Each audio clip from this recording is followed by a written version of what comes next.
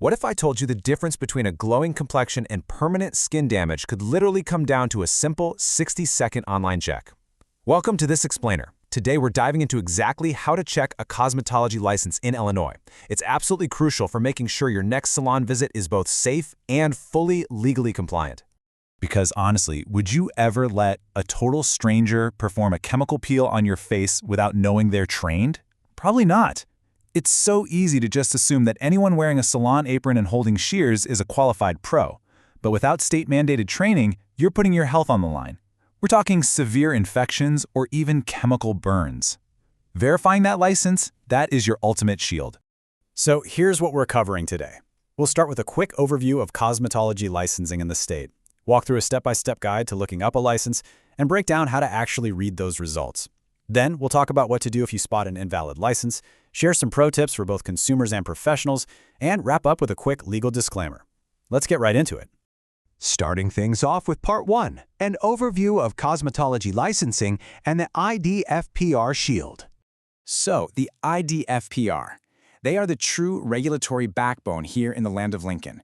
The Illinois Department of Financial and Professional Regulation is the state agency responsible for keeping tabs on over 1 million professionals. And in the beauty sector, they strictly enforce the Cosmetology Act of 1985. They're the ones setting the educational prerequisites, overseeing the exams, and managing the public registry. Now, what exactly do they regulate? Well, the state manages specific beauty licenses to make sure everyone from your neighborhood barber to the physical salon space itself meets some pretty rigorous standards. Take a cosmetologist, for example. They have to knock out a massive 1,500 hours of training at a licensed school, or 3,000 hours if they're apprenticing. Estheticians, they need 750 hours. And here's something really important to remember. The actual physical location, like the salon or shop itself, has to carry its own distinct registration certificate that's managed by a licensed pro. Moving on to Part 2, let's walk through our step-by-step guide to using the License Lookup tool. This online tool is basically your map and compass, and it lets you run a real-time check in just 4 easy steps. You just pop over to the IDFPR License Lookup portal online. It's got a really clean interface where you just select the profession, like cosmetologist or esthetician, right from a drop-down menu. Next, you just type in the practitioner's full legal name or their specific license number if you happen to have it. Hit search and boom! The system instantly pulls up their verified profile directly from the state's official database. And actually, a massive technological upgrade just streamlined this whole back-end process. Launched in late October 2024, the state introduced CORE, the Comprehensive Online Regulatory Environment. It totally replaced their legacy portals. So if you're a professional applying for a brand new license or just renewing an existing one, CORE is your new digital home base, making compliance so much smoother and faster. All right, Part 3, understanding your results. Or, as I like to think of it, the green, yellow, and red lights of licensing. Once you find a profile, you need to know what you're looking at. This breakdown shows you exactly what the different statuses mean. Only an active status is a green light, meaning they are legally cleared to work on you right now. If it says expired or not renewed, that's a yellow light. They missed a deadline and literally cannot legally charge you for services until they fix it. Then you have your red flags. Suspended means a temporary withdrawal, usually for a violation, and revoked, that means their license was permanently terminated because of a severe safety or ethical breach. No way do you want them near your hair or skin. Now when you click into a specific profile, you'll see a whole list of time-stamped details. You'll get their full legal name, state-issued license number, practice area, and current status. But you're not just seeing if they're active right now. You can see their original issuance date to know exactly how long they've been in the game, their expiration date, and, probably most crucially, any disciplinary history. It perfectly cross-references their professional background with their safety record. Which brings us to Part 4, invalid licenses. What are the red flags, and what are your action steps? As an IDFPR spokesperson so perfectly put it, the license verification process is the front line of defense for consumers. The state provides all of this data for a reason, so you can make fully informed decisions about who you're trusting to provide these highly personal physical services. So what do you do if their license comes up expired or just isn't there at all? First things first, stop the service and withhold payment. Don't risk it. Second, just communicate. Sometimes there really is a glitch or a lag in the system, so go ahead and ask if they have a recently printed certificate or maybe an email receipt from the IDFPR showing they're renewed. But if they can't show you proof, your third step is to file a formal complaint directly on the IDFPR website. That allows the state's enforcement section to actually look into it. Now say you're an employer, or maybe you're dealing with a legal issue where a simple screenshot from a website just isn't going to cut it.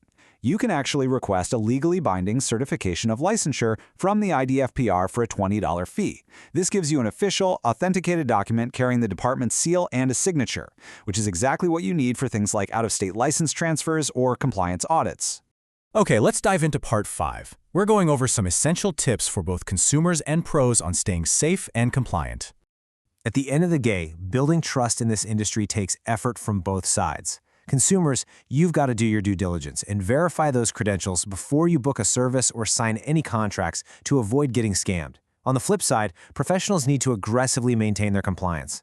For the pros out there, keep in mind that in Illinois, cosmetology and esthetician licenses expire on September 30th of odd-numbered years. Miss that deadline, and you are sidelined until it's fixed. And part of that renewal is continuing education.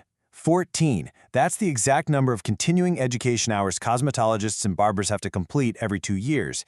And crucially, that includes 1 required hour of domestic violence awareness training. Estheticians and nail technicians, you guys need 10 hours. And a quick heads up, falsifying those continuing education hours is a huge deal and can lead straight to getting your license revoked. I also need to share a really crucial warning about the so-called medical esthetician myth. It is such a common trap. See, Illinois operates under the corporate practice of medicine doctrine. What does that mean for you?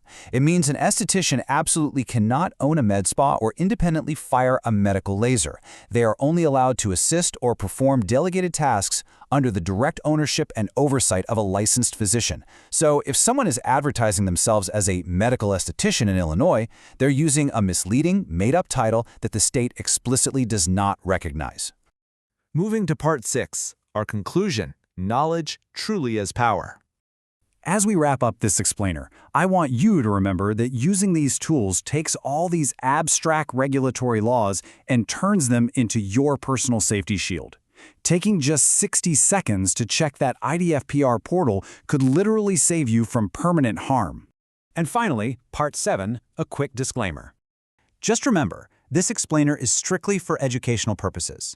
You should always consult official state resources or legal counsel to handle your specific licensing situations. Rules and data can always change, so do yourself a favor and bookmark the IDFPR website to stay compliant and informed. Thank you so much for joining me on this explainer today. Stay safe, stay informed, and always verify before you buy. Which leaves us with one final thought. If verifying a license takes less than a minute of your time, what's really stopping us from making it a standard part of booking every single appointment?